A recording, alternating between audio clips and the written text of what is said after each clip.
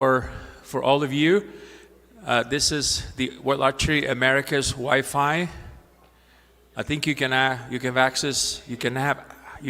access to it without a password. Is that right? Good. Yeah, no password.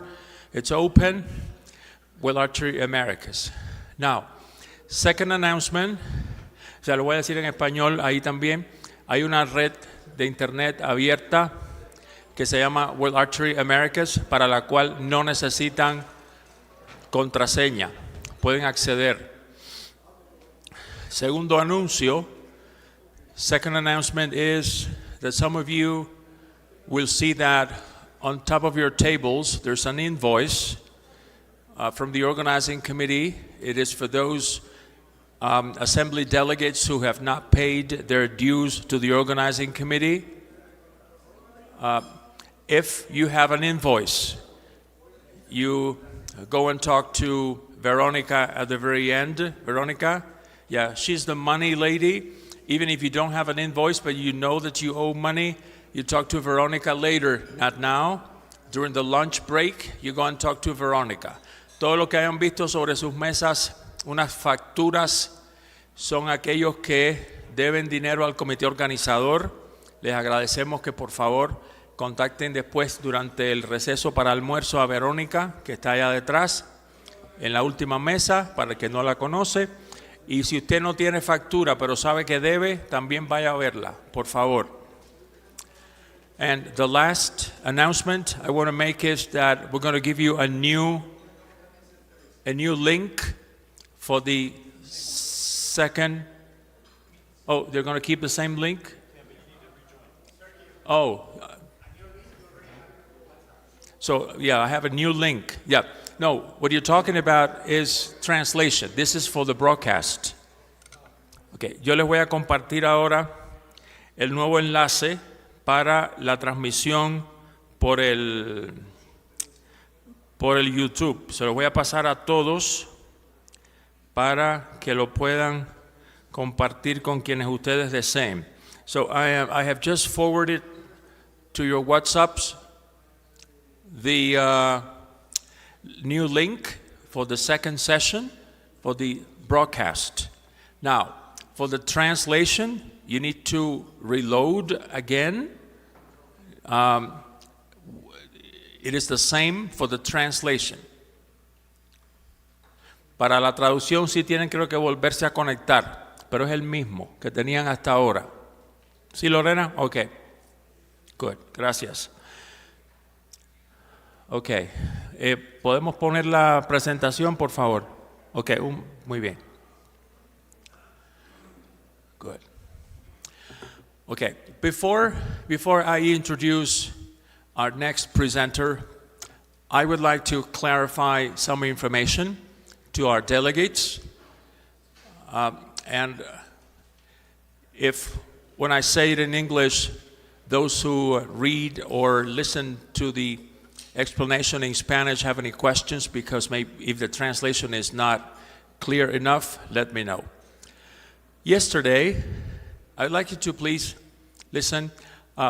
Good. Yesterday, one of the assembly delegates came to me to ask, I think, a very important question. And the question has to do with the number of terms someone in whichever position in World Archery Americas is allowed to have, or to be, to hold this term, this position. At the General Assembly we had in Chile in 2022, we changed the article in the Constitution regarding how many terms anyone can be in a certain position. And the agreement was that it would not be more than 3 full terms, which is the same as in World Archery. But there's one difference between World Archery Americas and World Archery, and that is regarding when we started counting. In World Archery, they started counting back. So when World Archery adopted this rule, they counted back and those who had been in a certain position for 12 years or 3 full terms were no longer eligible for a new election. But that is because Will Archery counted backwards. In the case of Will Archery, all the delegates at the assembly in Santiago de Chile in 2022, the 31 countries that were represented there agreed that we were going to start counting from 2022. So anyone holding a position now will be, and wishing to be re-elected, will be entitled or eligible for this new term if he or she gets elected now, and one more. That will be the 3 full terms that we agreed in our assembly in 2022. Do you have any questions about this? Because I think it is important that all of you have this information very clearly. And if you want to confirm that what I am saying is the truth, you can go to the minutes of the 22 assembly, which are published on our website. And there you will see that though we passed a motion regarding the number of terms, we also passed a proposal that we would begin counting from 2022 onwards. Okay? Any questions about this? No? Good, thank you. So I would like to invite now Ms. Alba Santos, who is ready to present the report on what her committee has checked regarding the preparation of the assembly, the compliance with the Constitution, because that is one of the, the jobs that her Constitution, that her committee now has. Alba, please. Is that okay? Sí. Gracias.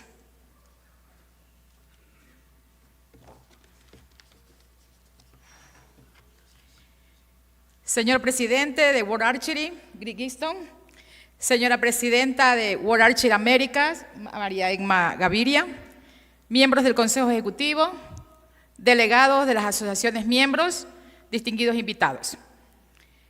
En cumplimiento de las atribuciones conferidas al Comité de Supervisión Financiera y de Gobierno por el artículo 20 de los Estatutos de World Archery Américas, presentamos a la Asamblea General el informe correspondiente al periodo comprendido entre la Asamblea General Extraordinaria del 2025 y la presente Asamblea General Ordinaria del 2026.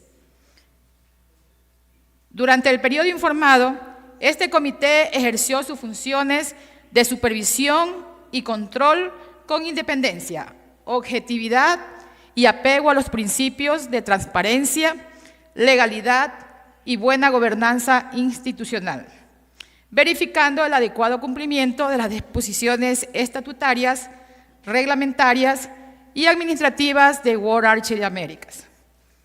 Se revisaron aspectos importantes como los balances financieros, de la revisión de los cuales ya nuestro comité publicó su dictamen, la planificación y ejecución del proceso de reacreditación de jueces continentales y el informe de evaluación del plan de desarrollo para el periodo 2021-2024. En cuanto a los votos ponderados en la Asamblea General del 2026, este punto se ha revisado de manera exhaustiva para que ningún país se quede sin su voto ponderado conforme se acordó en la Asamblea del 14 de junio del 2025. Hemos revisado la participación de los diferentes eventos, lo que fue enviado a los correos oficiales de cada federación el día 2 de junio del 2026 y tenían hasta el día 8 de junio para presentar alguna inconformidad en relación con los votos que tienen para la Asamblea. 2 asociaciones presentaron inconformidades, las Islas Vírgenes estadounidenses y Canadá. La inconformidad de Canadá dio lugar y se le otorgó el voto que reclamaron. En el caso de las Islas Vírgenes, la solicitud de revisión fue atendida por el secretario general y por el Comité de Estatutos y Reglamentos. El resultado de la revisión no fue favorable o lo solicitado. Nuestro comité también fue puesto en conocimiento conforme lo establece el artículo 20.2, cuarto punto de nuestros estatutos, para observar que se haya actuado conforme a la norma.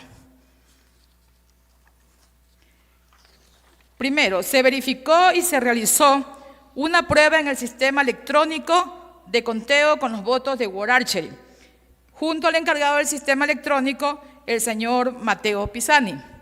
Y hemos corroborado que se encuentran correctos en la cantidad de votos que tiene asignado cada asociación miembro, lo cual garantiza a esta asamblea que el proceso de conteo de votos será preciso. También hemos verificado los formularios de votos proxy que estén de manera legal y estatutariamente correctos y que los mismos estén completos y firmados por las asociaciones que los otorgaron y las que lo han recibido estos votos proxies, de acuerdo al artículo 8.4.2. Y finalmente también se revisaron las cartas de designación de delegados a la Asamblea General de Elecciones cuando el delegado no es presidente ni secretario general de la asociación miembro, aquí presente, y que las mismas estén correctamente firmadas, según lo establece el estatuto, que permite la delegación a un representante de la asociación miembro, conforme lo indica el artículo 8.2 y el artículo 8.3. En cuanto a la revisión de cumplimiento, continuando con nuestras responsabilidades como comité de supervisión financiera y de gobierno, se verificaron los siguientes puntos. Primer punto, que todos los plazos de convocatoria, envío de formularios y recepción y publicación de documentos, nómina de puestos para elección, formularios de candidaturas, lista de mociones, lista de candidatos, han sido cumplidos según lo que establece el artículo 8.16 y siguientes de los estatutos. Segundo punto, se recibió la confirmación del Comité de Estatutos y Reglamentos respecto al apego a los estatutos de 3 candidaturas presentadas por asociaciones miembros distintas de aquellas a las que pertenecen los candidatos. Sobre la base del criterio emitido por dicho comité y de la revisión efectuada por este comité, las 3 nominaciones fueron consideradas válidas y aceptadas para el proceso electoral correspondiente. Otro punto, hemos verificado que las mociones y enmiendas presentadas hacen clara referencia a los artículos de los estatutos que se desean modificar. En este punto debo indicar, hubo una moción por parte del Comité de Atletas que fue presentada después del cierre del plazo establecido por los estatutos. Pero junto al Comité de Constitución y Regla se analizó la importancia de esta moción, que ustedes la encontrarán como la moción número 6, que trata sobre el correcto proceso de elección del Comité de Atletas. Y se solicitó al secretario general que pida la aprobación de la Asamblea para que esta moción se pueda discutir y aprobar. Por nuestra parte, como comité, hemos observado que es de importancia el análisis que realiza el Comité de Atletas para la elección de sus integrantes, por lo que sugerimos a la Asamblea que sea revisada y aprobada para votación por las asociaciones miembros en el momento que corresponda. También hemos verificado que los porcentajes requeridos para cada votación y que han sido distribuidos por el secretario general son correctos según los estatutos. Finalmente, este comité desea dejar constancia ante la Asamblea General que, en el ejercicio de sus funciones de supervisión y control, ha podido verificar que las actuaciones revisadas durante el periodo informado se han desarrollado con apego a los estatutos, a los principios de buena gobernanza y a los estándares de transparencia que deben regir nuestra organización. Muchas gracias.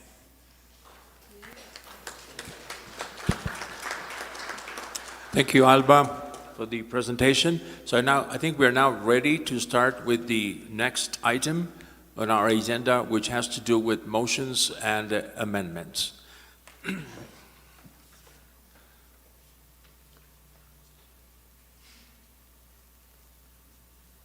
Okay. This is just a summary of the percentages that we need for the motions. Since the motion will mean a change to our Constitution, we need 2/3 of the total number of votes cast. Now, for the amendments, we just need 50% plus 1. We will have 6 motions, and there are 2 amendments to the motions. All of these documents were distributed. I think it was 45 days ago, and they're all available on our website. Now, the first motion is a motion that has to do with who can submit candidates for positions in Archery Americas. The way we have it now in our Constitution is not really clear. That is why when we received 3 nominations from national federations, which were not the national federations to which the candidates belong, we asked our Constitutional Rules Committee for an interpretation, and what we got, as Alba explained, was an acceptance to the of these nominations. But we would like this to be clear in our Constitution. So what we would like you to do now is vote in favor or against or abstain, and then probably we would need to change what is shown on the screen so that we can vote on motion number 1. Okay, so motion number 1, all of you have a summary of the motions in the documents we gave you. So you do not need to see the content of the motion on the screen, because all of you received a summary of the motions in both English and Spanish in the packages we gave you at the start of this meeting today. So the first motion, I explained what it is. It's just a clarification of who can nominate candidates for positions in Archery Americas. So let's open the vote now.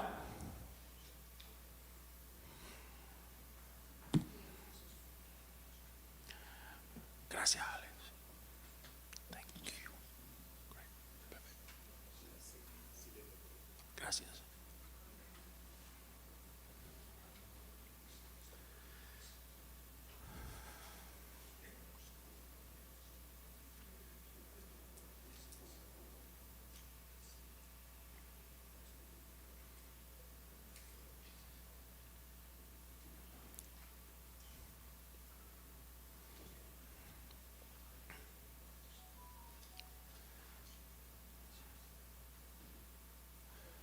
Is there anyone having trouble voting?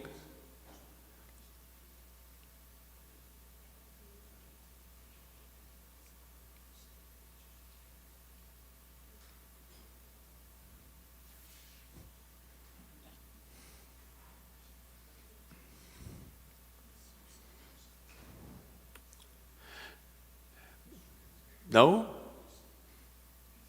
So it looks like someone is not here to vote. So we close the vote, Mateo. Okay, we have 59 votes in favor, and we have 24 against. So that means that we require a majority of 56. So the motion passes. All right, 59 in favor, 24 against. The motion passed. So we go now to the second motion. And maybe you can take a look at it, from the papers you have, the documents you have. And this is a very important motion because it has to do with the role of the Ethics Committee.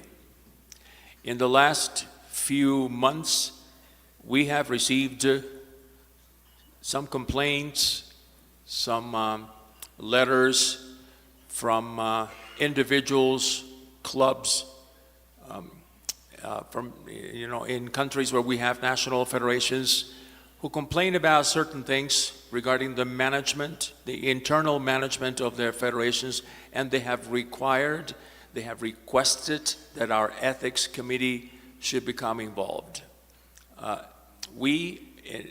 it is not clearly stated, the purpose of having this ethics committee is not to solve internal problems within the federations. And the motion that we have submitted explains or describes the role of the Ethics Committee more clearly. So you have the motion there, and I would like now to proceed to voting. And we open the vote.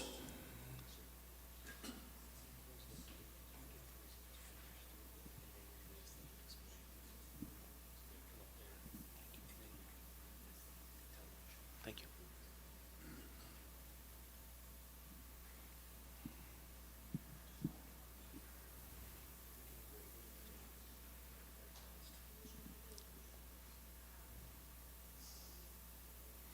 Remember that if you have a proxy, you need to vote twice. I think we have there's a country that is not here because, oh, Panama is not here. Okay, good. So we close the vote and we please publish the results. Okay, so the results are 72 votes in favor of passing the motion and 11 against, and there were 2 votes that were not cast. Well, that's the case of Panama. So the motion passes. And now we go to motion number 3. Motion number 3, there is an amendment before we discuss the motion. Let me explain what the motion is. The original motion was written to make the Pan American Indoor, Field, and 3D Championships open tournaments. That is, that people can register without having to do that through their national federations. Now, one of the articles in the original motion was that still, for the team competition, still for the team competition, only archers who were registered by their national federations could be part of the teams. That was the original motion.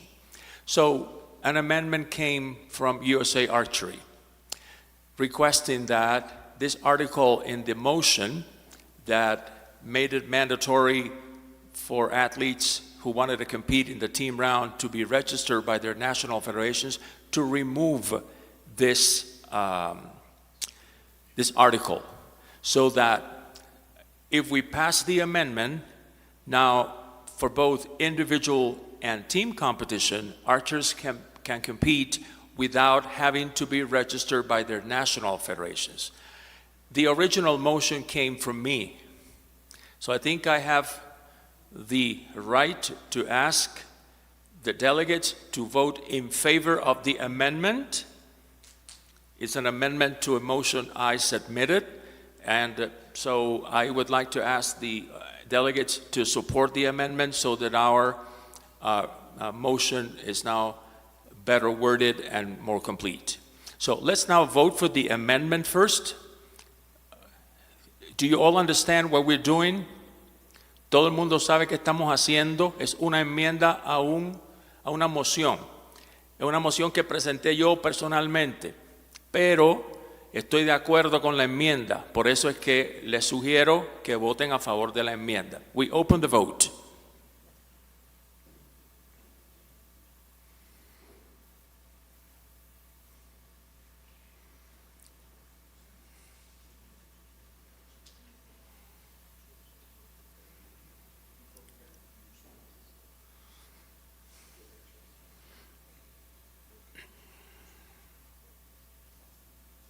We close the vote. Now we can see results.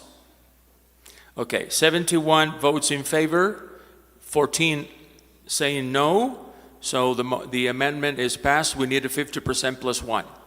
So now we go to the motion. Ahora vamos a votar sobre la moción con la enmienda incluida. Now we're going to vote on the motion, including the amendment. So now the wording of the motion includes the amendment. And for this, we need 2/3 of the votes in favor. So we open the vote now for the motion with the amendment included.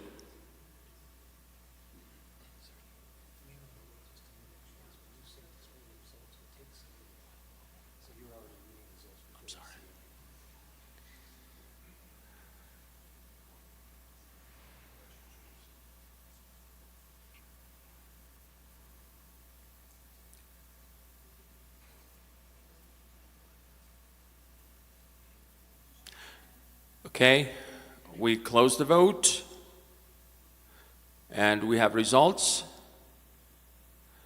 Okay, we have 77 votes in favor, 8 votes against. So that means that the motion passes with the amendment included. Thank you very much. Now, vamos ahora a la moción número 4. Let's now go to motion number 4.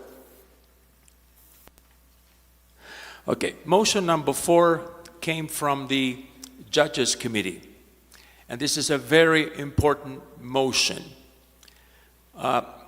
We've been running Continental Judges seminars in the last few years, and we've had candidates coming from countries where they hold like 25 to 30 national events in the same year. So these judges, as national judges, have a long experience.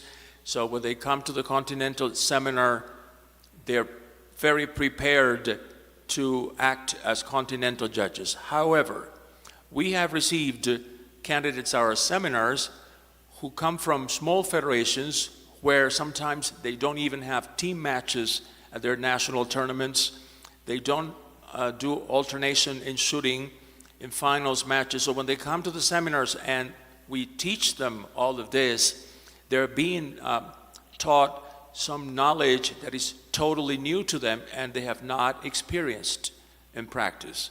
So the way we have the system now, once you attend a seminar, a Continental seminar, and you pass the test, you automatically become a Continental judge.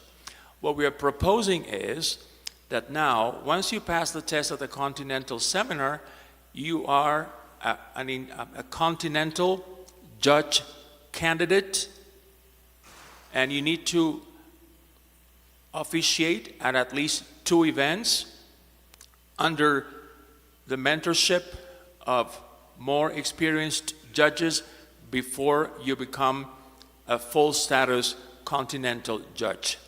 So this is what the motion is all about. We would like you to consider this motion that came from the Judges Committee so that people who attend Continental seminars have like a period during which they gain more experience, and then once they are ready, they are promoted to the full status category. So we're going to open the vote now for motion number 4.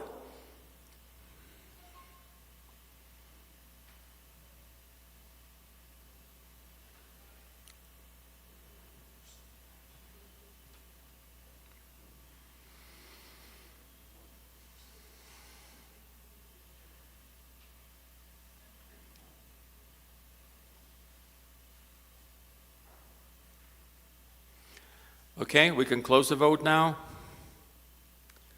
And we can see results.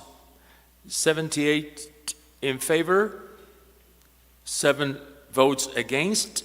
So the motion passes because we have more than 2/3 of the total number of votes cast. Okay, thank you. Now we go to motion number 5. Motion number 5, I would guess, is more of an editorial change.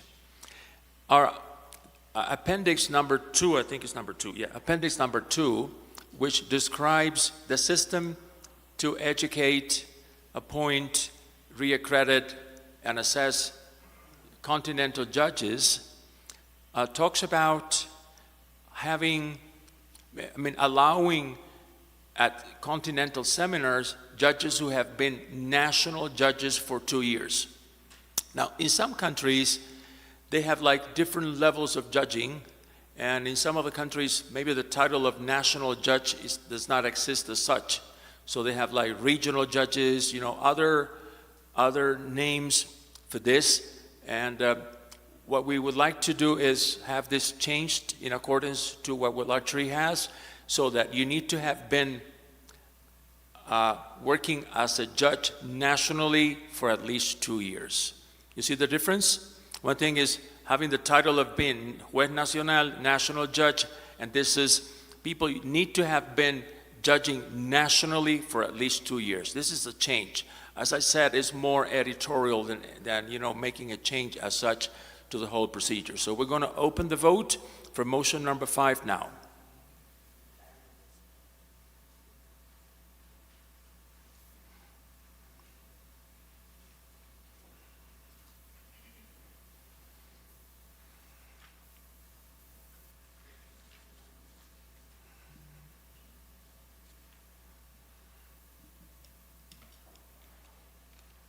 Okay, we close the vote and we can publish results.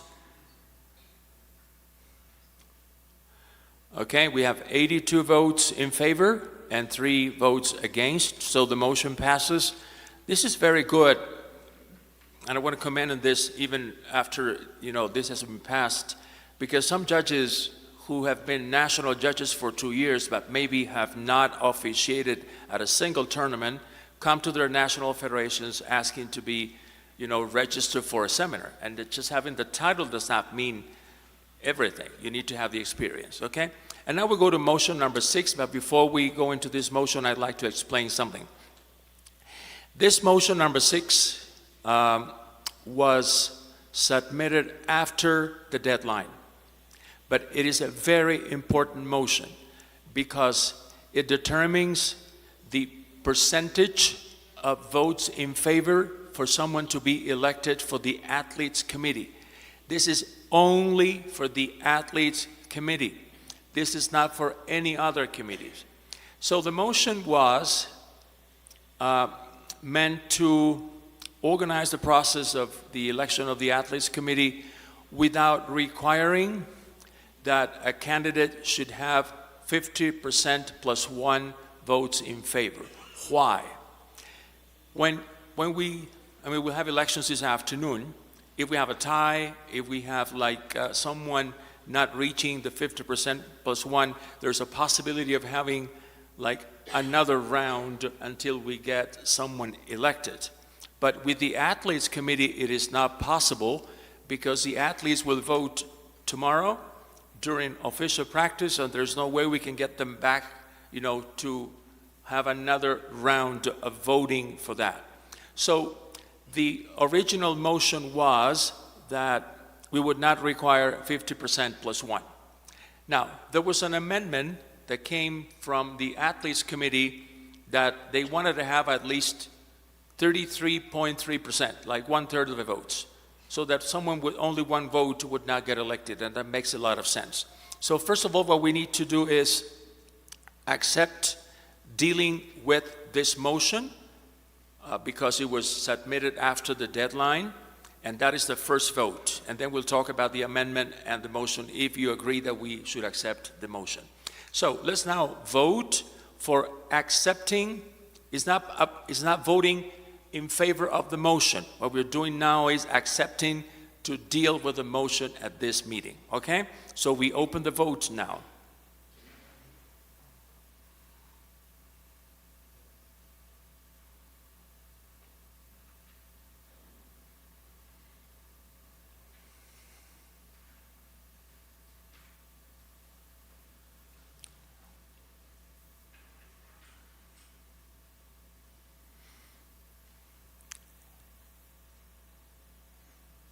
Looks like there's one. Okay, good.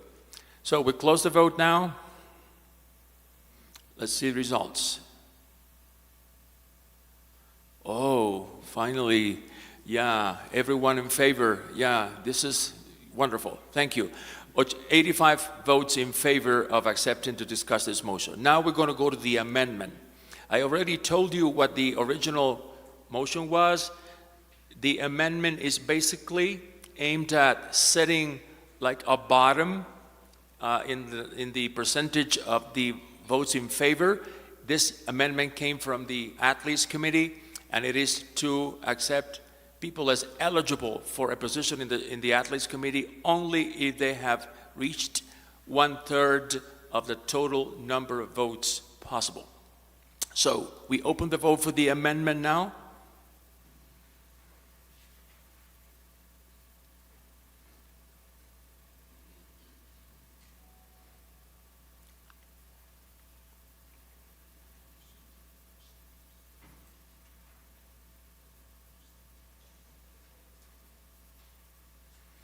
We close the vote. Results, please. Wow, 85 votes in favor, so we're going to have this bottom, percentage, which is wonderful. And now we're going to vote for the original motion, okay? So now we're going to vote for the original motion, including the amendment that you have just passed. We open the vote now for the motion.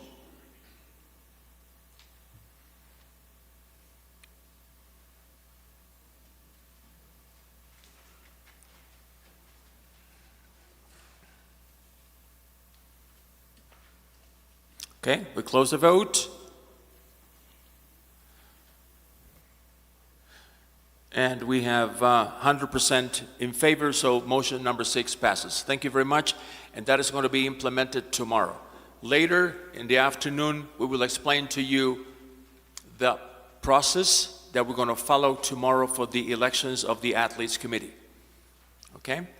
So, this is item what? Item number 13. So we now move on to item number 14, which is the allocation of events. This is something very important.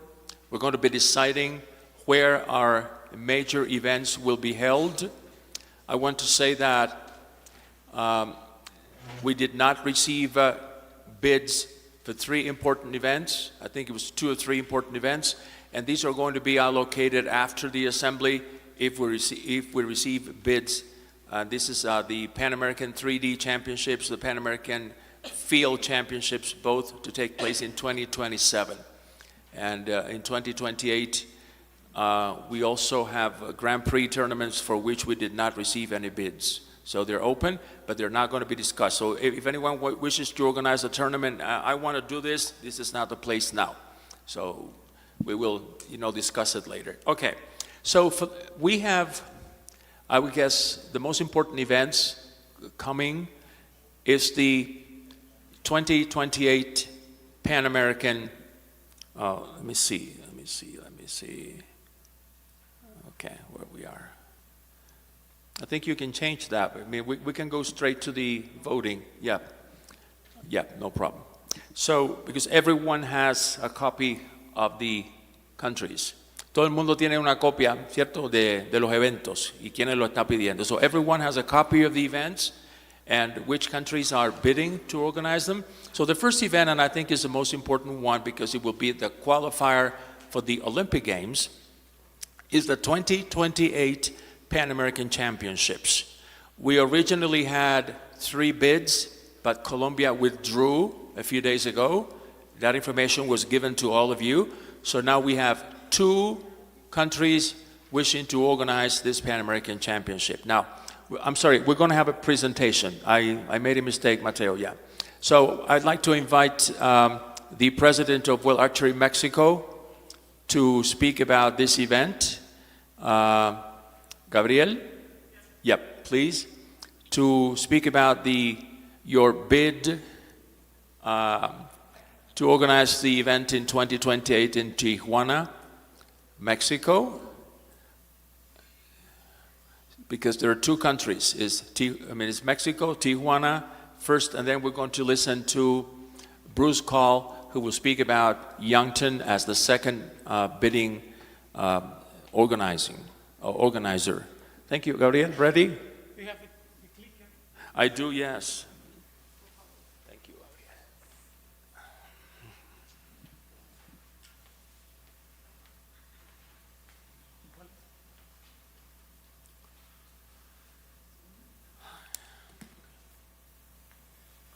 Gabriel. Well, first of all, welcome to Mexico and Tlaxcala. I'm very happy to host this Pan Am Assembly in Tlaxcala and give you the welcome to my country and obviously to my hometown. So for me, it's a pleasure to be here hosting this great event. Para mí es un gran honor estar aquí hoy en Tlaxcala dándoles la bienvenida a mi país y lógicamente a mi ciudad natal, a ustedes y a todos los atletas. So, first, Tlaxcala, 56 places available for the Pan American Games in Lima next year. So this is the most important event for our federation and for Archery Americas. So the importance is that all the efforts and all the budget that you are fighting with the local governments on your countries, it will be represented here because we are building a strong archery strategy for the Americas. So it's quite important to work together, and it's really important for us to offer, first, a world-class event for the athletes. So it's the most important. Second, all the facilities for your athletes to be shooting in a friendly and in a safe place. So that's our vision. Because at the end, if we work together, if we build a better archery strategy for the Americas, we will benefit all together for the athletes, for the federations, and for the governments. We are a no small sport. We are a sport with a huge potential. And I can tell you in my experience in Mexico. Mexico, right now, everything is all around football, like in any other country, because football, it's everything, you know? Football is huge. But archery, every time, is winning a bigger step on the marketing, on the attendance, on the importance for Mexico. I have another example, and I can tell you, El Salvador is doing exactly the same. Yes? Because archery is becoming an important piece of the sport strategy for certain countries in America. We can be the sport that is the reason of proud of our country. Because unfortunately for my country to win the World Cup of football, it's so complicated. That's the truth. But the people need to have heroes. The people need to have role models to follow. The people need to dream, to have hope. And archery can give to all the countries that hope that we need. Archery can fulfill that small space where the people can be proud to be from El Salvador, from Guatemala, from Mexico. That's the huge opportunity that we have. If we work together and if we have a better sport, more on television, more with sponsors, with better athletes, if we create those heroes that the people needs to follow, we will achieve this part and we will start winning more spaces on the media and more spaces on the sponsorship. So the strategy is to work together. The strategy is to create a philosophy on how archery can become the most important sport for some countries. In consequence of that, we can have more budget, we can have more schools, more people doing archery. So that's the reason why we are working so hard here on this new strategy. Mexico is proud to support the growth and the development of archery. What we are doing, not just events. Events we start with events. It was an important thing. So we catch the attention of the media, we catch the attention of the stakeholders. And then, once that we achieve that, now we are building schools with the government. We talk with the local government in Mexico and we say, okay, that's perfect. You have many sports, but you need something that is quite important. You need to win. Yeah? So that's the important thing. You need one hero to follow. Okay, to create that, now we need to set a strategy to build new schools, to have more archers. And what we did is we are building 2 high-performance centers, one in Tijuana and one in Mérida, with the support of World Archery Americas, with the support of World Archery. And the idea is to create new spaces, not just for Mexico, also for Latin America and for America. So your athletes can come to Tijuana and can come to Mérida and they can train. So that's the idea. So that's the next step. And that's why we are trying to help to develop not just Mexico, the whole continent. We need to develop together more athletes if we want to be more competitive as a continent. So that's the vision that we have. Tijuana, Mexico, that's a candidate host city for the 28th. Why Tijuana? Well, first, we are on the same time frame that LA 2028. Same timing. Second, we have a high performance center that it will be done in the next month. Third, next year, Tijuana will be hosting the third stage of the World Cup Archery. So many of your athletes will come to Tijuana and they can compete there. And the most important thing, you have the opportunity to be shooting next to the US. You have direct flights from almost all around Latin America to Tijuana. It's cheaper also. But again, the strategy is not just to host another event. The strategy is how we can build a better archery strategy for America. How we can help you, how we can open Mexico for you, and how we can build that local strategy for the different countries to build the successful step path to the Olympic Games. So what we are offering, first, Tijuana. Second, all the facilities for your countries to be competing in this event just before LA. Third, we have some village in the high performance centers that we can offer for the countries that they are fighting to get in more budget for the government. We have air connection, and obviously you will be always welcome in Mexico all the time. So thank you first for being here and making possible Tlaxcala. Thank you, Greg, for attending this assembly, and also for all the support that you are giving to America. It's quite important. Thank you, Maraima, for the trust that you gave us 2 years ago when we arrived to this federation.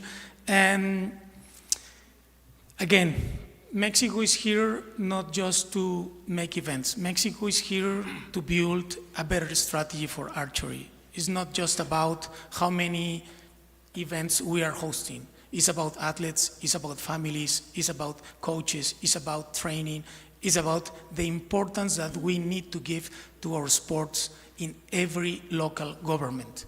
That's the importance. That's why we are here. So thank you again. See you around, and if you have any questions, just please let me know.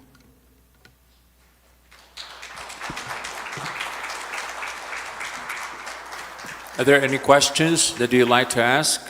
No? So I'd like to invite Bruce Call. Where are you, Bruce? Oh, there he is. Thank you, Bruce. Bruce Call will be presenting the bid to organize the Pan Am Championships in Yankton, place most of you know, USA. Bruce, please. All right, thank you. Let me get this queued up.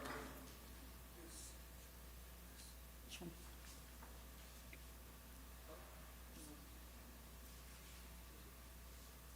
There we go. Okay. All right, first of all, thank you. World Archery President Greg Easton, World Archery Secretary General Raul Colleen, World Archery America's President Mary Emma, Secretary General Sergio Font, and the Executive Board, and all of you, the World Archery America's member nations and delegates. Thank you for the opportunity to be here and to bid this tournament. As you can see, we are putting in a bid for the Pan American Archery Championships in 2028, and the reason that we would like to do this is because of what you just heard, LA 2028. We've got why this matters to the United States and to all of us. LA 2028 Olympic Games is an unprecedented event coming up that year for the United States and for all of us. We have a unique opportunity to elevate this to a level that we haven't had to do, especially with the compound archery and the team events this year. Back in the USA, we'd like to see this. This hasn't been in a lot of our lifetime in the United States. 1976 in Valley Forge was the last time the Pan American Championships was held in the US. Very important. The largest archery center in the world. In 2021, World Archery Board voted that we were the largest archery center because of our size and the different disciplines that we offer. I think most of you have been to the location, but to just give you an idea, we sit on 130 acres that includes 2 World Archery or FIDA fields. We've got 2 practice fields, 4 field ranges, a 75,000 square foot indoor building that has a 70-meter range, including meeting rooms and our headquarters and museum. We also have, contiguous to the property, 2 hotels and a campground. This yields 110 total competition target butts for this championship. Proven championship host. The NFAA Foundation has held annually the World Indoor Series since its inception, and which is now what is the Vegas shoot, and we hold the World Series Indoor Championship with that. In addition to that, we host many local, regional, national events, and some of the events that we've held for World Archery have been the 2015 Youth Championship, the 2018 Indoor Championship, the 2021 World Championship, along with the World Cup Final and the World Congress. That's the first time that's ever been done, and I think you all remember what 2021 was. That was the pandemic. We were able to host all those together in one location. And of course, this summer and fall, in September and October, we'll be hosting the 2026 World Archery World Field and the World 3D Championships. Yankton, South Dakota, a very small town. Like I said, I think most of you have heard of it, but some of the bullet points that you can see, and by the way, you've all been emailed this PowerPoint, so you can look at that for future. Yankton's a very safe, small community. It's 20,000 people. South Dakota, if South Dakota was a city in the United States, it would be the 35th largest city. So you can tell it's a very small state. We're very, very archery friendly, and people welcome people from all over the world and have done for many years. We're located on the Missouri River, which is the Lewis and Clark Lake and Recreation Area. We've got all sorts of outdoor activities, bike trails, hiking trails, a beautiful city. Why Yankton? Again, it's a world-class venue. We've got an incredible experienced organizing committee. We've got athlete-focused experience in all the different disciplines. The Olympic year momentum for LA 2028, I can't speak of enough, probably the most important part of this. Safe and welcoming, of course, and we would like to see the Pan American Championship come back since it's been over 50 years. I'd like to thank you all in advance for the opportunity to bid this. I would appreciate your support on this, and I would be open to any further questions or any questions. Thank you, Bruce. Any questions? No? Thank you.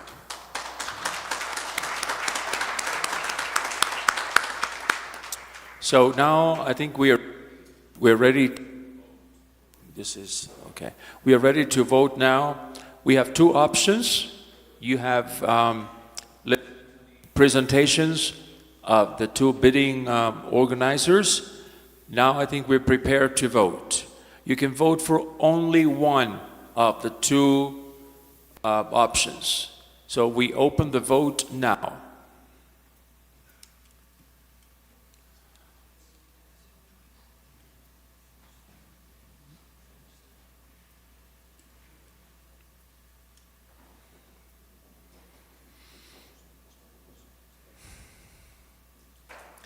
We close the vote.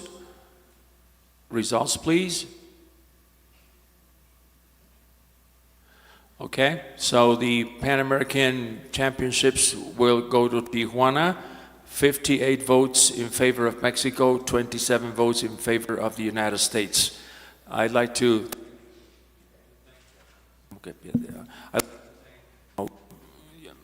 I would like to thank the 2 bidding organizers. No, this is not working. Oh yeah, okay, this one is good now. I'd like to thank the 2 organizers who submitted their bids. We look forward to considering Yankton for other events. We have many many events and coming events that that we could probably host in Yankton in the near future. Thank you very much. And now we know where we're going to have our Pan Am Championships and where we're going to have our next assembly, and that will be in Tijuana in 2028. Now we go to the second vote regarding events.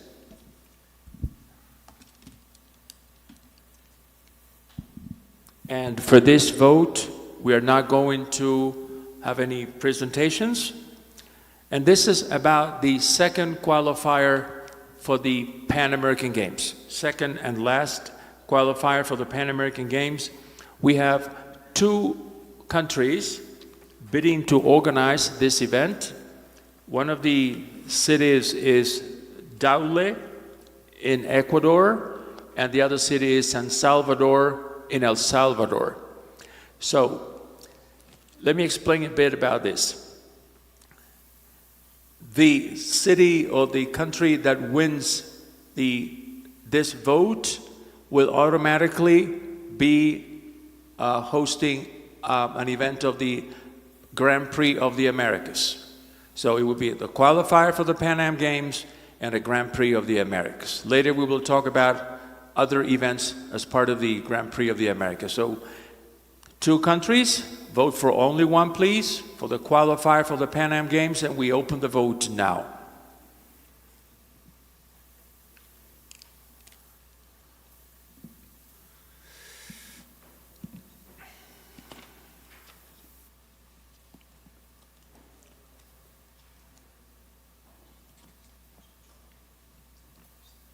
Gracias.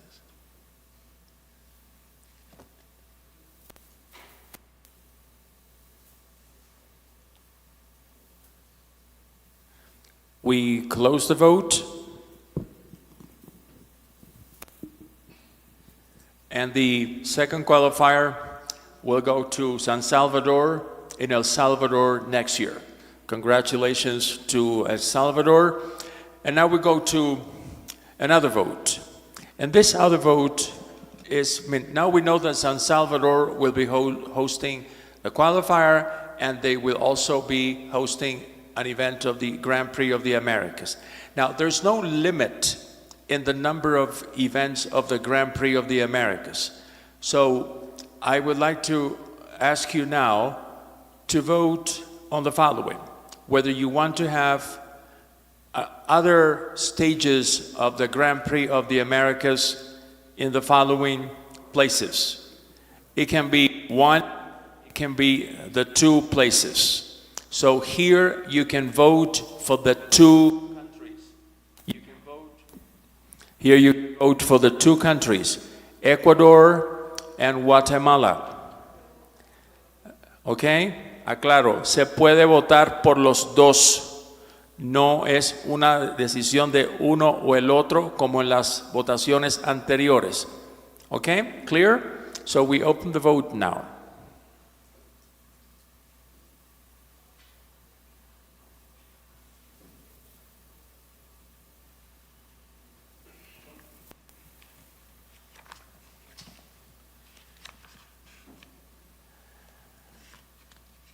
We close the vote. Results, please. Okay, so it means that since they needed to have 50% plus 1, that we're going to have the other 2 stages of our Grand Prix in Ecuador and in Guatemala. Congratulations to the 2 countries. So next year, we're going to have 3 Grand Prix events. It's good because this year, in 2026, we had 2 plus the Pan American Championships. Next year, there's no Pan American Championships, so we still have 3 countries hosting events of the Grand Prix of the Americas. All right? Now, we go now to the next vote, and in this one, we have 6 events for which we received only 1 candidate. So all we need to have is the approval of the assembly that we want to have these events in the countries that provided, that sent their bids. And we have divided it in two groups. So the first group is 3 events. It's the 2028 Pan American Youth and Masters Championships. We just had the one in 2026 in Medellin 3 weeks ago, and it was a success. So hopefully it will be also a success in 2 years. And the city bidding is Daule from Ecuador, in Ecuador. So that's a city, bidding for that. Second event is the Hyundai Para World Series. And this is an important event because it will also be the last qualifier for the Pan American Games in 2027. And the city that is being nominated is Fortaleza in Brazil. And the third event is the Pan American Indoor Championships. And Buenos Aires, Argentina is the city bidding to organize this event. Now, for this vote, you can vote for the 3 events. Aquí se puede votar por los 3 eventos porque hay un solo candidato para cada torneo. Claro? Okay, so you can vote for the 3 if you want. So let's open the vote, please.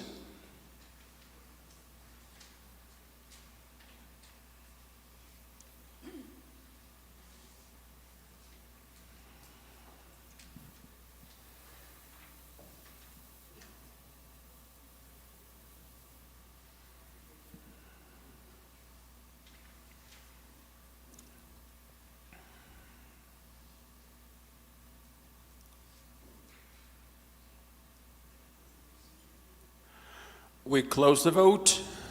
Results, please. Okay, we needed to have 50% plus 1, and that was 43, I think. So we have already allocated 3 very important events to Argentina, Ecuador, and Brazil. All in South America. Okay, good. So congratulations to Argentina, Ecuador, and Brazil for this. And we go to the next and last vote on tournaments. And there are 3 more events for which we only have 1 candidate, and that is the South American Youth and Masters Championships.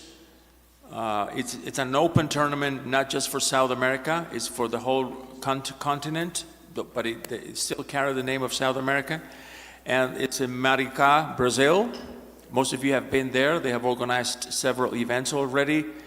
Then we have Asunción, Paraguay, for the first time bidding to organize an important event, World Archery event, America's event.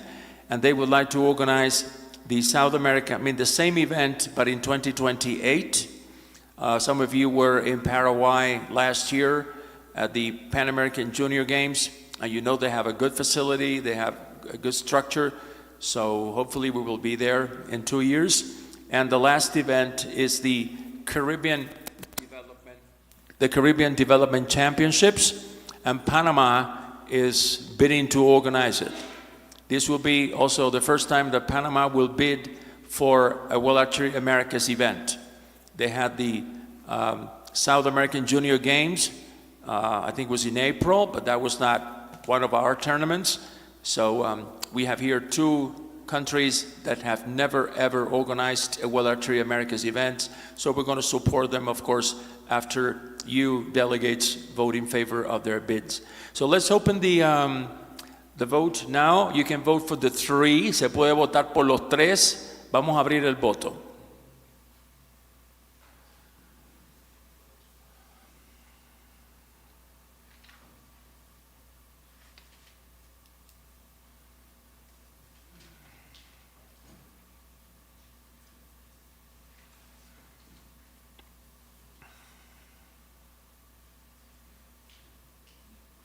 We close the vote.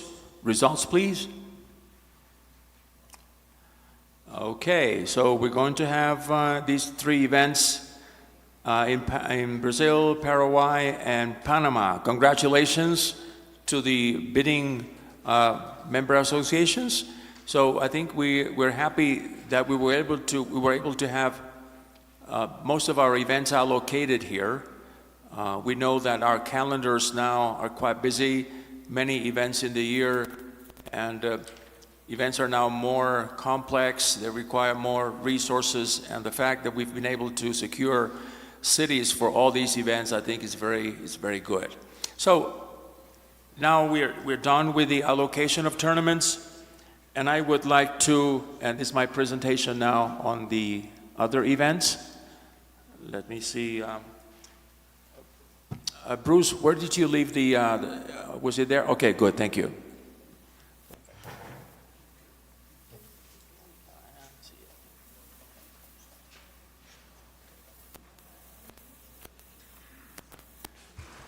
Yeah, I'd like to do it from here so I can see the presentation. This is a photograph of the 2023 Pan American Games in Santiago. Some years ago, 3 years ago, the Pan American Winter Games. Those who were there remember it was very cold. In Lima, probably will be as cold as it was in 2019. Okay, so I want to talk now about the upcoming multi-sports events. Games, we're going to talk about games. These are not events that we organize, but we appoint technical delegates. We are in communication with the organizing committees, with the continental bodies like Pan Am Sports or the American Paralympic Committee, Centro Caribe Sports. So I'm going to show you now where we are now in regards of the different events that are coming. So the first games that we will have are the Para South American Games. The Para South American Games will be in a city called Valledupar in Colombia. This is information I have about this. We have 50 positions that were allocated to us by the America's Paralympic Committee, and there you have the different categories. These are new categories. It's the same categories, but with different names. Maybe you remember Recurve Men Open. That is not the name anymore. It is not Recurve Men Open. Now it is PRM. It's Para Recurve Men.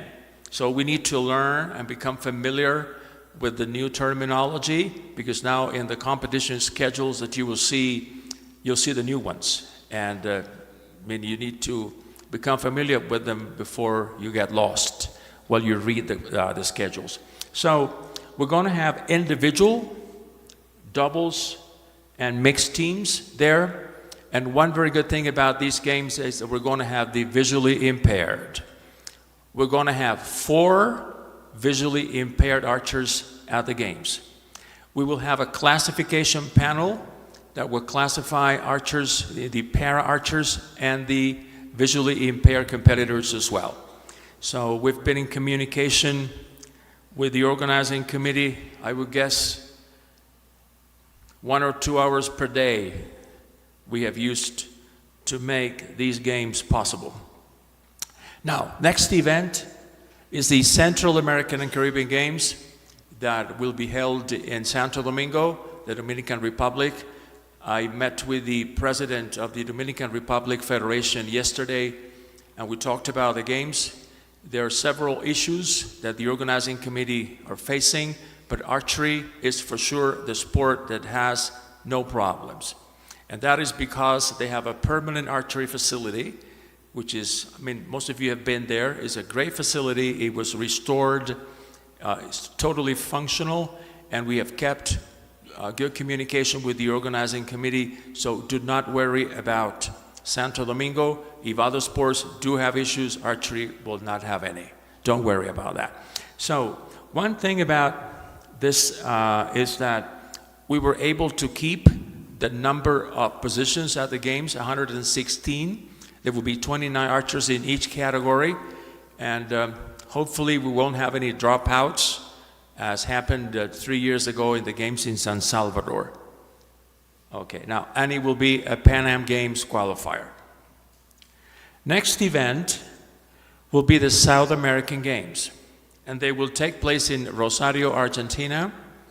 The technical delegate to these games is our Vice President Rubens from Brazil, and we've been in contact through Rubens with the organizing committee, and we are very certain that the games are going to be successful. For these games, it was not necessary to qualify, as it was for the other events that I spoke about before. So here is the information. We have 12 countries, and it will be a qualifier for the Pan American Games. If you want to have more information about where you can qualify for the Pan Am Games, go to our website.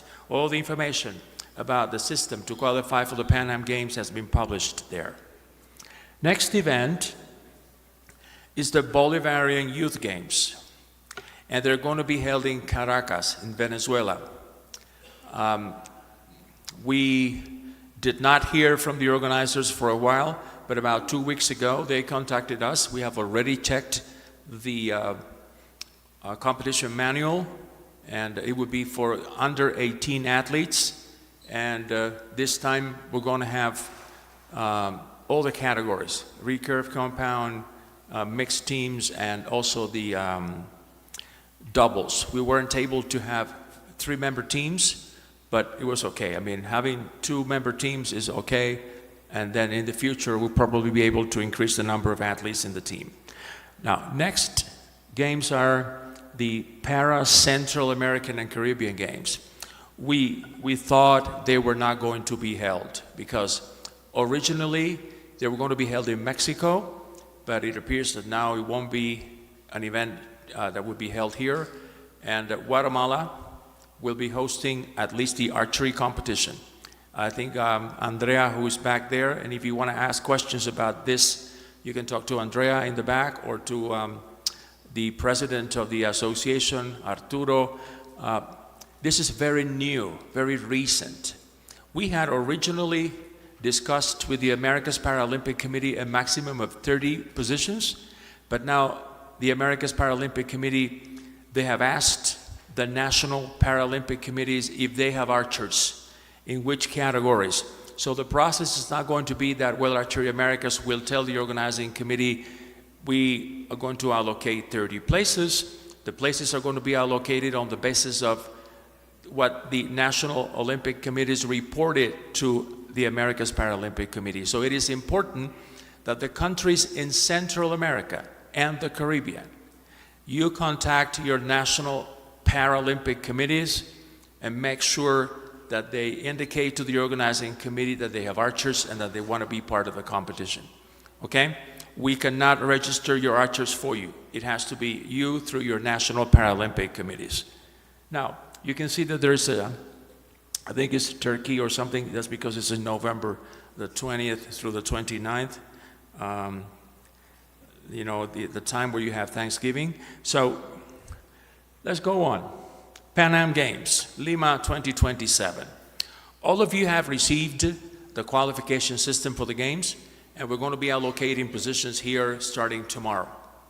So at the team managers meeting tomorrow at this event, we're going to go over the qualification system and the number of places we're going to be allocating here at the Pan American Championships. Hopefully we will have many countries winning places. There will be 10 events. For the compound team, as happened in, where was it, Santiago, we're going to have 2 member teams. That's what we were able to get from Pan Am Sports, and we're lucky because we have the event. So in Lima 2019, we didn't have any teams. For Santiago, we asked the authorization of Will Archery to have 2 member teams, and they said it was okay. So it is going to be the same as it was in Santiago for Lima 2027. We were able to increase the number of positions by 4. In other sports, Pan Am Sports, they have reduced the number of positions, but in the case of archery, maybe because we do our job well, they gave us 4 additional positions for Lima. And then we have the Pan American Games, also in Lima. And we're so proud to say that for these games, we're going to have 70 positions. In Santiago, 2023, we had 48. So we had a meeting with the America's Paralympic Committee to discuss these games, and the person who's in charge of games, a lady from Brazil, she said, well, you had 48 in Santiago. Can we keep 48 for Lima? And I said, no. Why 48? We have more countries, more para-archers everywhere. We want to have 70. And they needed from us like a letter explaining why 70. We submitted all the information, and we got the confirmation a few days ago that we have 70. Now, once again, this is also, lots of work for you, because you need to now produce archers. You need to look around in your countries where you can find people who can become para-athletes, so that you help World Archery Americas not to lose phase, with the America's Paralympic Committee, because we did not fill all their positions, sorry. So, I want to talk about Pan American Junior Games. We had the latest ones in Paraguay last year. We have not received information about the future yet, but there are good news. A letter was distributed by Pan Am Sports with a list of countries, sports that they call priority sports. And these are the sports that will remain in the program of the Pan American Junior Games for a few 4-year terms. These are the ones that the organizers are forced to have, and archery is one of those.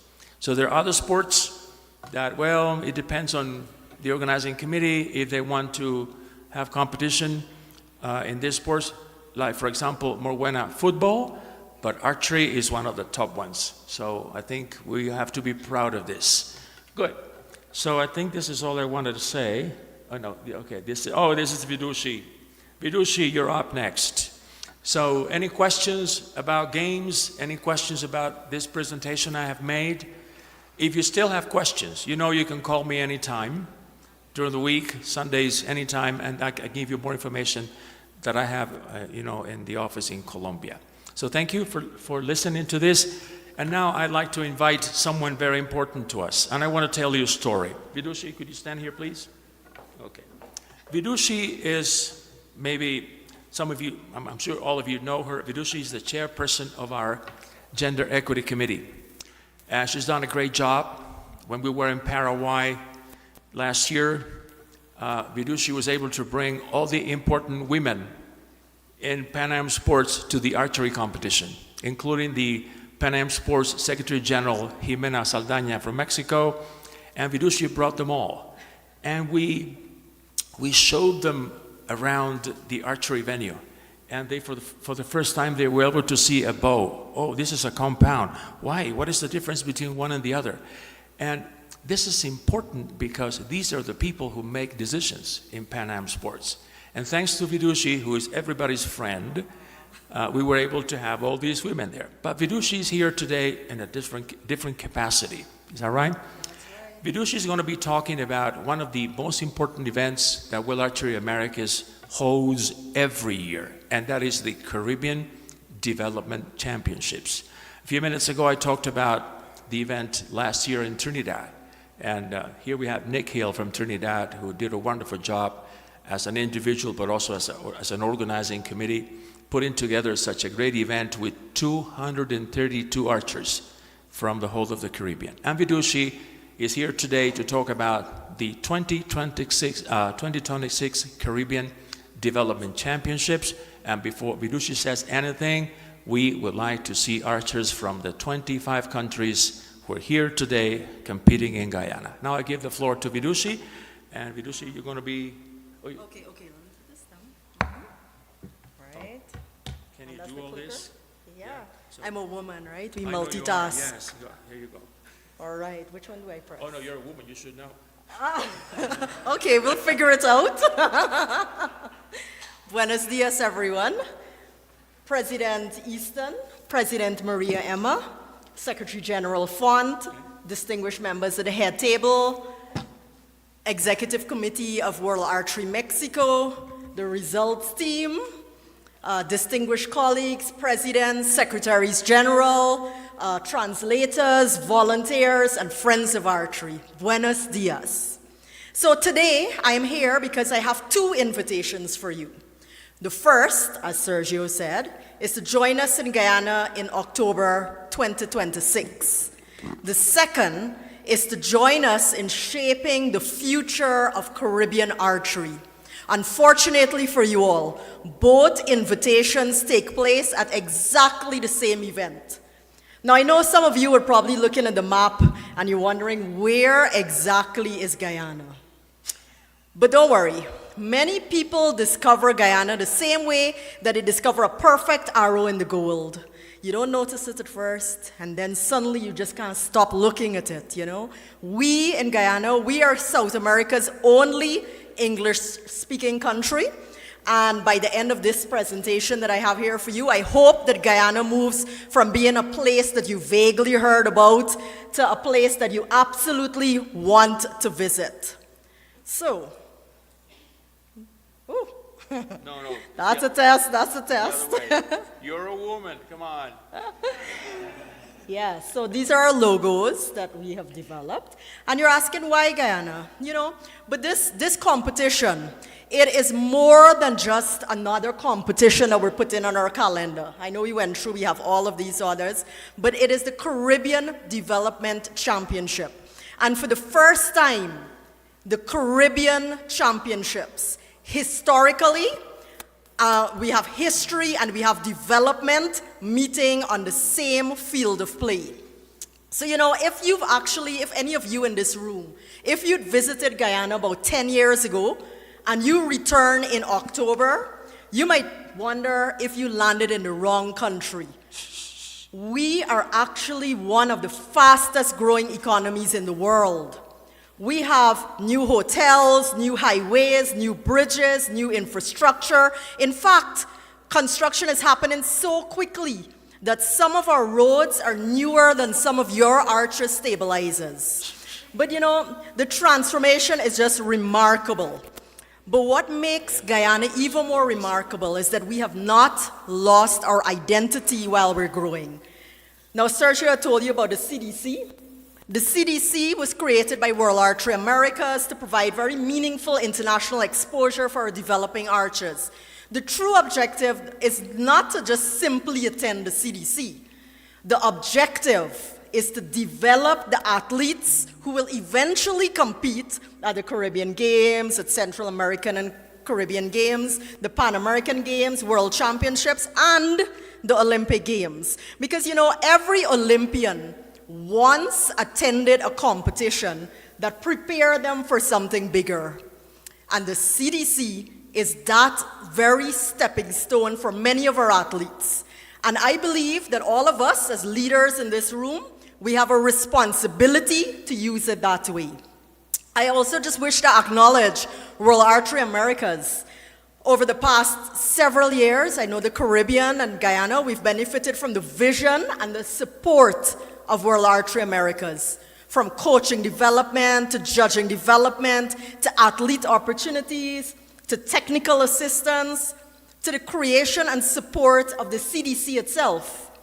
So the growth we are seeing, and as gone through this morning, it did not happen by accident. It happened because World Archery Americas invested in development, and today we are seeing the results. So, yes, we have, you will see here that we have a very strong team behind this event. We have assembled experienced personnel from across technical operations, results management, communications, sustainability, and athlete services. We're also proud to have an outstanding international judging team, because development events deserve the same professionalism and the same standards as elite competitions. The athletes deserve it, the coaches deserve it, and the future of Caribbean archery deserves it. So let me tell you why you should bring your team to Guyana. Now, Guyana remains one of the world's most authentic destinations. Over 85% rainforest, extraordinary wildlife. We have the world's tallest single-drop waterfall by volume, and enough natural beauty to make your phones run out of storage. I also wanted to point out, I told you earlier about Guyana's the fastest growing economies in the world with all our new bridges, our new infrastructure you would see there. And here is where Guyana's story becomes truly unique. Now, I know many countries talk about sustainability, but Guyana has built an economic model around it. Over 85% of our country remains covered in pristine rainforest, and we protect more than 18 million hectares of forest. And those forests store approximately 20 billion tons of carbon. Yes, I know the translation, if you're doing it, if you're hearing it, is correct, 20 billion. So to put that in perspective, I mean, if carbon storage were an archery tournament, Guyana would be shooting in a category all by itself. The president of our country, His Excellency Irfan Ali, he has championed a model where development and conservation work together. And under Guyana's low carbon development strategy, the Hess Corporation agreed to purchase 37.5 million carbon credits for a minimum of US 750 million. Just stats that you know. And Guyana became the first country in the world to issue jurisdictional archery's carbon credits at this level. So, just think about that. Most countries get paid for what they cut down, but Guyana is getting rewarded for what it preserves. Now, here comes the twist in the story. Because while Guyana is preserving one of the world's largest tropical forests, we are also becoming one of the world's newest energy giants. And yes, I know that sounds contradictory, which is why all the international leaders, they keep asking us, how are we doing it both? And our answer is very simple: responsibly, strategically, and with a long-term vision. There you would see that picture, the vessel down below. I wanted to tell you a bit about it. It's called the One Guyana, FPSO. It's a name that we're rather proud of, and that vessel can produce 250,000 barrels of oil every day. It can store 2 million barrels, and it forms part of the whole offshore discoveries that is extending 11 billion barrels. Production in Guyana now exceeds 900,000 barrels per day, and it has been projected that by 2030, capacity could reach 1.7 million barrels daily. Now, when I say these numbers, I know my international colleagues all often ask, and you're probably all wondering, how many people live in Guyana? But the answer for you all is that it's less than 1 million. So as Caribbean people, though, we know that greatness isn't measured by population. Look at St. Lucia's gold medalist, Julian Alfred. Look at the stories that were shared earlier by Curacao. This is our venue. Let's get back to archery. So the championships will be hosted here. This is our Guyana National Stadium. It is a world-class venue. It is the home to major international cricket competitions. It's accessible. It is ideally suited for hosting athletes and officials from across the Americas. And that, ladies and gentlemen, that's Kaichor Falls. And no, I did not Photoshop these pictures. The Kaichor Falls, it stands over 750 feet in a single drop. It is nearly 5 times taller than the Niagara Falls. And unlike many tourist attractions, you won't be competing with several visitors to take a photograph. Sometimes when you visit, and I know all of you will come to Guyana and visit, you'll realize that you have the entire waterfall to yourself. It's really one of the world's most extraordinary natural wonders, and it's waiting there for you in Guyana. I wanted to tell you a bit. This is our mascot, Kai the Kiskadi. It was designed, we opened the competition out, and that was the winner. Outside of competitions, We have all the other attractions that people can visit, the Rupununi Savannas, the Essequibo Rivers, all different attractions that you'll learn about more. The championships, it welcomes everyone. As you would see, this is the competition information. Recurve, compound, barebow, youth, senior, masters, developing athletes, elite athletes. It is about raising standards while at the same time bringing our region together, because when Caribbean archery grows, all of us grows. So I wanted you to pay keen attention to all these dates. It's available in invitation, so we wouldn't go through that. And as organizers, we love all of you, but as our director, and he's here, the chair of our tech committee, Mr. Saeed Karim, he's in the room. We love timely registrations even more, and I know the entire team here, they would agree. So the sooner you register, the smoother everything will become. And I promise you that, completing registration on time is significantly less stressful than explaining a late entry request, and this is endorsed by Mr. Karim in that regard. These are the important dates to note with the event. Oh, and I inserted, there's this video. How do you play the video? This is a video, a short message from our Director of Sport. Good afternoon. My name is Stephen Inval, and I'm the Director of Sport in Guyana. I'm happy to be given this opportunity to invite you to a major archery program that we'll be having in this country in October. From October 22nd to October 26th, Guyana is expected to host the Caribbean Archery Development Tournament. During that time, we will also host the inaugural Caribbean Archery Championship. For all the work that has been done so far, and to let the organizing team know that the National Sports Commission, the Ministry of Culture, Youth and Sport, and by extension the government of Guyana, is in full support of their efforts. It is expected that over 300 participants will be coming to Guyana for these tournaments. We'll have participants coming from as far as the Falkland Islands. It is my distinct pleasure to welcome all the participants, all the officials, all the organizers to this beautiful country that we call Guyana. Thank you.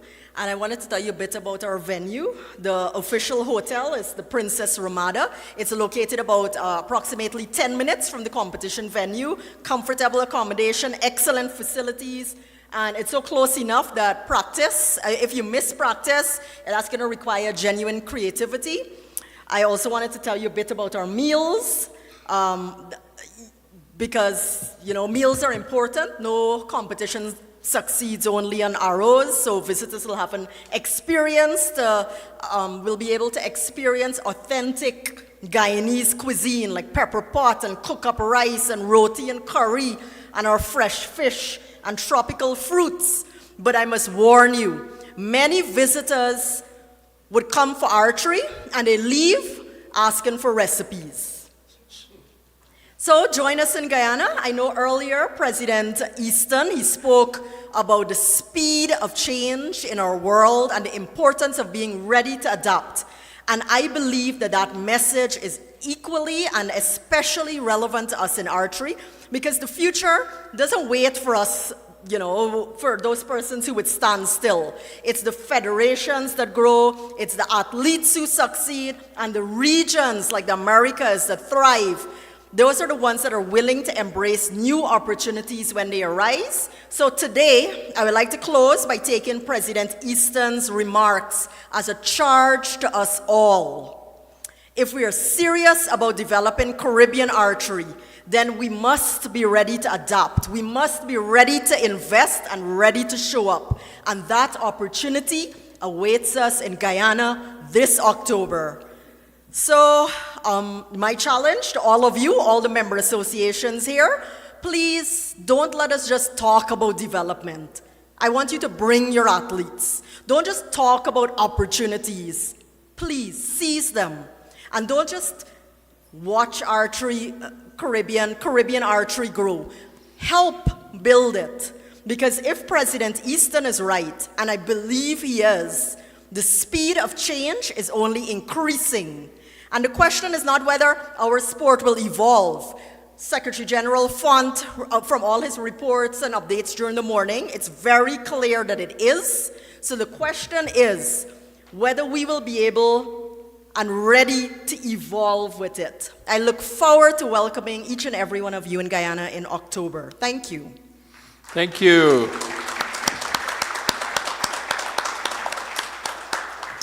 Well, I'm sure Vidushi, has been able to convince you to come to Guyana. She has this power, of doing so. So, Vidushi talked about food. I know some of you may be hungry already after what Vidushi said, but we are a little bit ahead of time, in our schedule.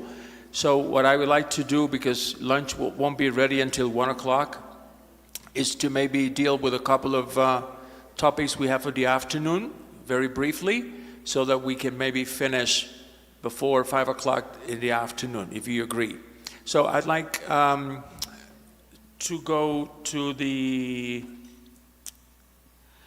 Hay una cosa que dice reconocimiento. Eso no, que no salgan en pantalla, por favor, porque eso son sorpresas.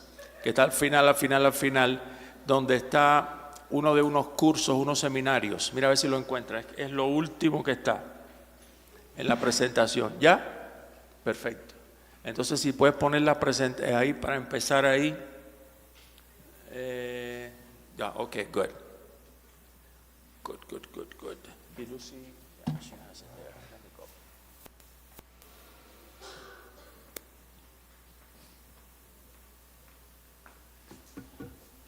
We love to talk about development, and seminars and all these are also important. And I'd like to address the topic of upcoming seminars. We're going to have a national classifiers seminar very soon, and it will be in Valledupar. We've had some issues because of late withdrawals, and we were about to cancel the seminar because we did not have enough participants. We would love you to consider sending at least one person to this seminar. You need to have people who have a background in physiotherapy or similar to become national classifiers. So you still have time to register more people. It's not expensive at all, but I think we should consider that we're going to have the best 2 classifiers in the world running the seminar. And these are Chiara Barbi, who is the head of classification in Will Archery. She's from Italy, and Nancy Litke from Canada. They're going to be there, and I think it would be a waste of human resources if these 2 ladies only have 6 participants attending their seminar. So if you have questions about this seminar, you can come to me during the lunch break, and I can give you all the information so that we can make this seminar more profitable, more fruitful for the national federations in the continent. Next seminar is a level 2 coaching seminar we're going to have in Rosario, Argentina. This is a seminar that is being coordinated from the Will Archery office in Luzon by Cecilia Vizcarra, whom some of you know very well, and they're in contact with Laura, the president of the Federación Argentina de Tiro con Arco, the Argentinian Archery Federation, to make this seminar possible. This is a level 2 coaching seminar. We get a lot of questions on WhatsApp from coaches in your countries who write to us asking when and where is there a coaching seminar. Sometimes your coaches do not know this information. Maybe it is because the communication channels are not working very well. So please, all this information, we're going to make the presentations available for you on our extranet later. But this information is important. They will be supporting, and if you have questions about this seminar, you can come directly to Laura, President of the Argentinian Federation. She has all the information. So this is one more important coaching seminar that we have.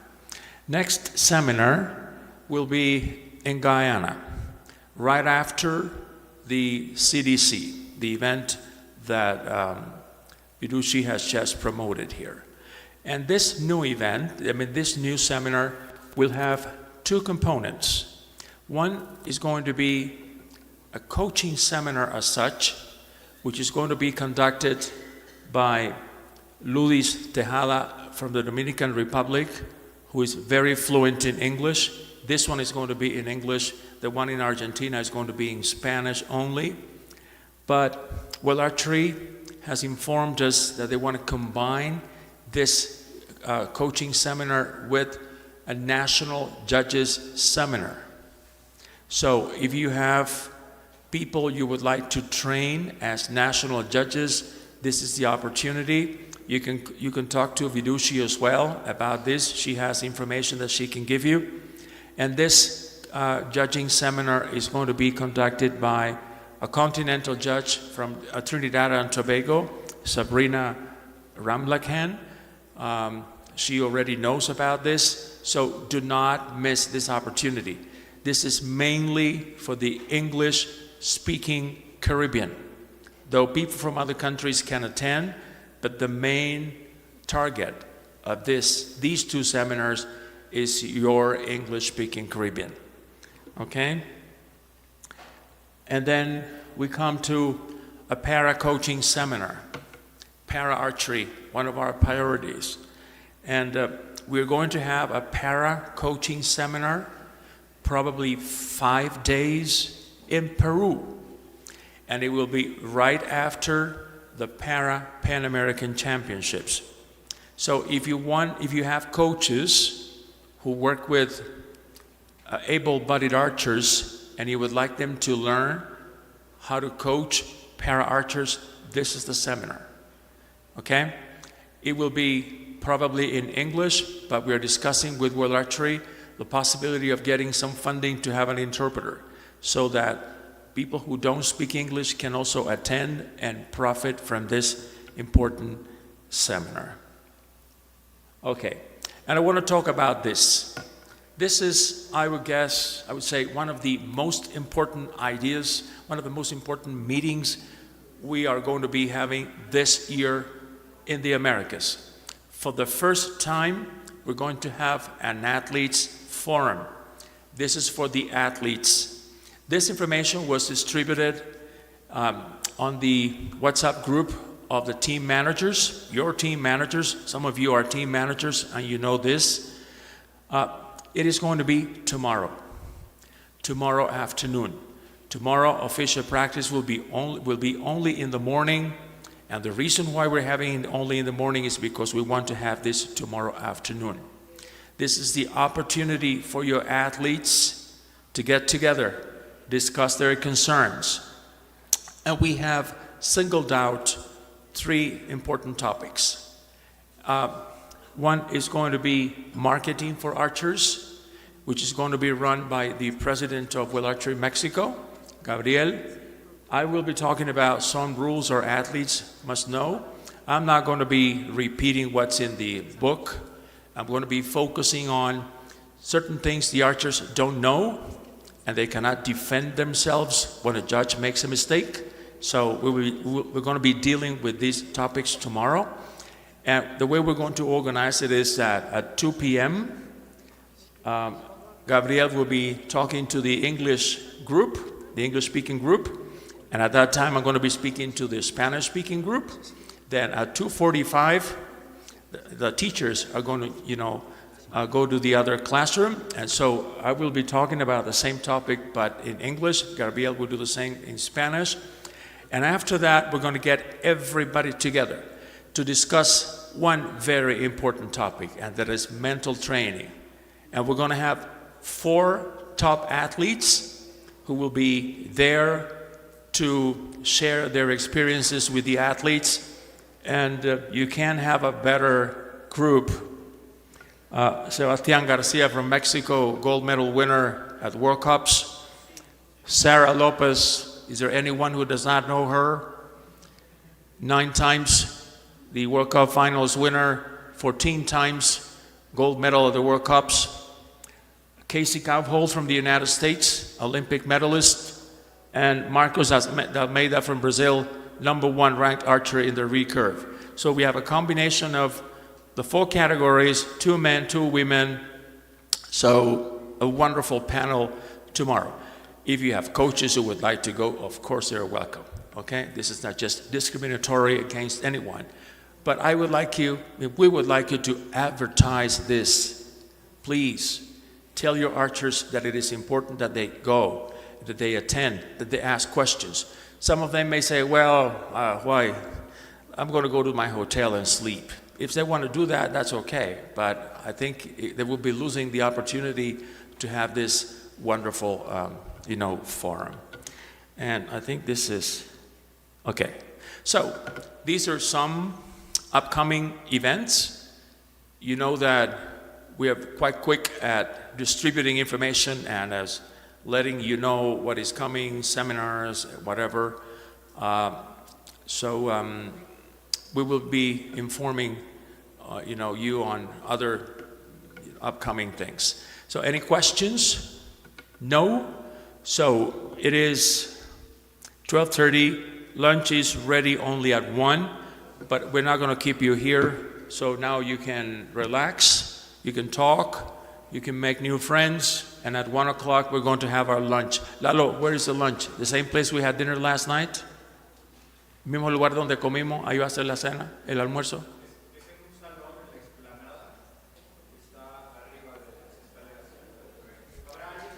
Okay, pero sí sería la 1. Okay, entonces, it's going to start at 1. We have half an hour to relax. I know if there's still some coffee, if you want to go to your rooms or whatever. We want you back here at 2 p.m., please. 2 p.m., time to be here in the afternoon. And thank you for the morning, okay?